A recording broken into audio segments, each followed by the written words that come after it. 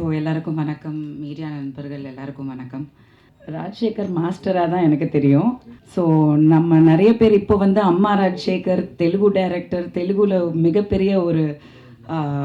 மிகப்பெரிய ஒரு சக்ஸஸ்ஃபுல் பர்சனாக ஒரு டைரக்டராக ஆக்டராக பார்க்குறோம். பட் எனக்கு வந்து தெரிஞ்ச ராஜசேகர் மாஸ்டரை பற்றி நான் சொல்கிறேன். மிகப்பெரிய படங்கள், மிகப்பெரிய சூர்யாலாம் வந்து இந்த அளவுக்கு டான்ஸ் ஆட முடியுமா அப்படின்றது வந்து உங்கள் எல்லாருக்கும் இன்றைக்கி தெரியும். ஆனால் மாஸ்டர் வந்து அன்றைக்கி ஒர்க் பண்ணதை நான் கண்ணால் பார்த்துருக்கேன். ஸோ சந்திப்போமான்ற படம் வந்து சூர்யா பண்ணது உங்கள் எல்லாருக்கும் எத்தனை பேருக்கு ஞாபகம் இருக்குதுன்னு எனக்கு தெரியல. But my sister Preetha acted in that film. First Tamil film வந்து பிரீதா பண்ணது வந்து சந்திப்போமா. ஸோ மாஸ்டர் வந்து நாங்கள் நிறைய ட்ராவல் பண்ணோம். அந்த படம் சாங்ஸ் எல்லாம் மாஸ்டர் பண்ணாங்க. ஸோ நார்த் இந்தியா ஃபுல்லாக வந்து ட்ராவல் பண்ணோம். I use to do styling and makeup and hair dress எல்லாமே. அந்த காலத்தில் வந்து நிறைய சின்ன படங்கள், சின்ன ஹீரோ படங்கள் அந்த காலத்தில் Suriya is also upcoming. Vijay, Suriya எல்லாமே அப்கமிங் தான். ஸோ அந்த டைமில் வந்து பார்த்திங்கன்னா சின்ன குரூ, இத்தனை பேர் தான் போக முடியும் அப்படின்ற ஒரு சூழ்நிலையில் வந்து மாஸ்டர் வந்து அந்த பாடல்கள் பண்ணாங்க. அப்போது எவ்வளோ அவங்க சிரமப்பட்டாங்க, சூர்யா எவ்வளோ ஹார்ட் ஒர்க் போட்டாங்க. அதே சமயத்தில் தட் இஸ் த ஜேர்னி. ராகினிக்கும் அதான் சொல்கிறேன், that is the journey. So நம்ம வந்து எடுத்த உடனே ஜெயிக்க முடியாது, அது சினிமாவில் நடக்காது.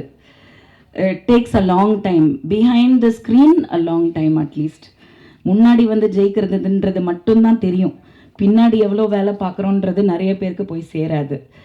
ஸோ அந்த விதத்தில் மாஸ்டர் வந்து எனக்கும் மாஸ்டருக்கும் மிகப்பெரிய சண்டைலாம் நடந்திருக்கு ஸ்பாட்டில். He has seen I have been a very protective sister towards Preetha and every thing. But அதை தாண்டி வி நோ, பிகாஸ் அவரும் ஒரு ஃபேமிலி மேன், அவரோட ஃபேமிலி அவரை எப்படி ப்ரொடெக்ட் பண்ணுவார் அப்படிங்கிற மாதிரி தான் நானும் இருந்தேன்.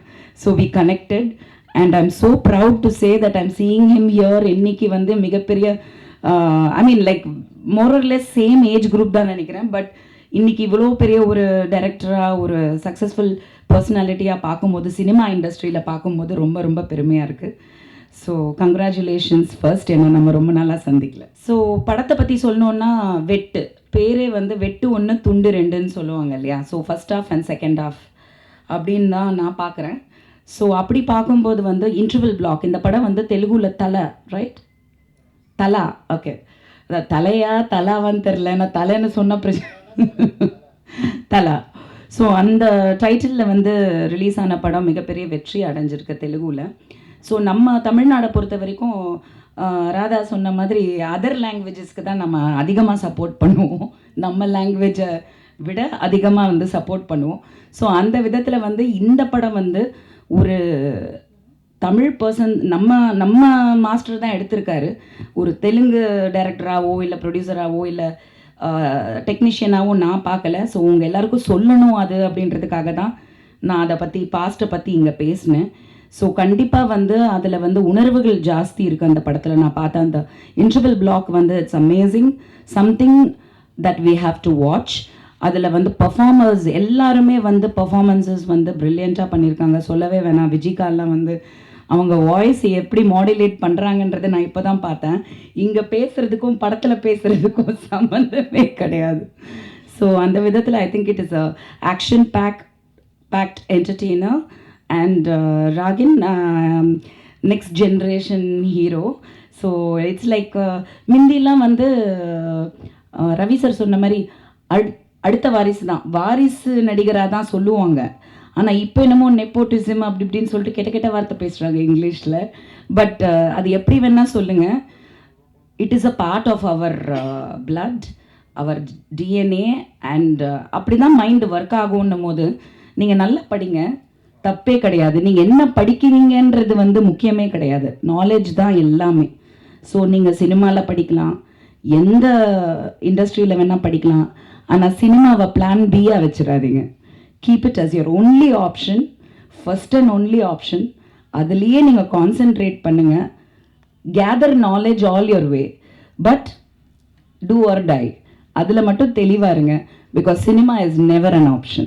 So I wish him all the best and all the team and everybody all the best. And media நண்பர்கள் நினச்சா வந்து ஒரு படத்தை கொண்டு போய் கண்டிப்பாக மக்கள்கிட்ட சேர்க்கலாம்.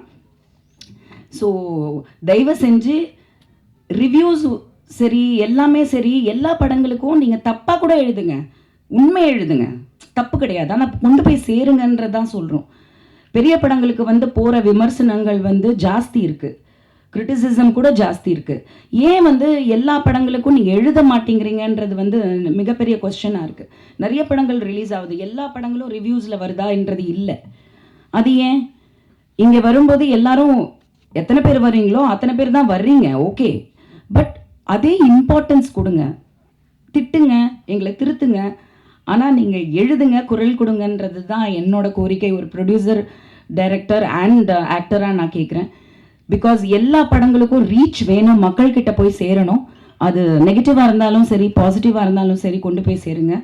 So I wish the team all the best and congratulations. Thank you.